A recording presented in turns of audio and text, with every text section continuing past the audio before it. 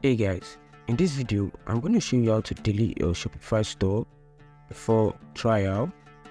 So first thing first, you want to log into your Shopify store. Okay, so right here on this page there are some things you need to check before you cancel your Shopify store, your free trial.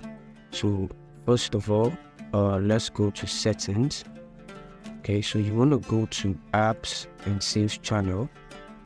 So you want to make sure whatever apps you've installed, you want to uninstall them. Okay, if you install any app you've stored, you want to make sure you uninstall those apps first thing first. Okay, so the next thing you want to do is click on domains. Okay, so you want to make sure you remove any third-party domain that you might have added to your store.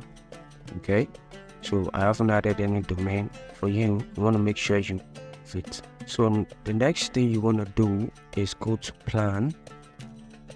On plan, you want to click on cancel trial. Okay, so then you click on continue.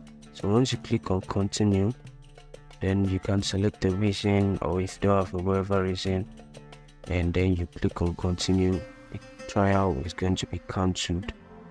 Okay, so it's pretty easy and straightforward.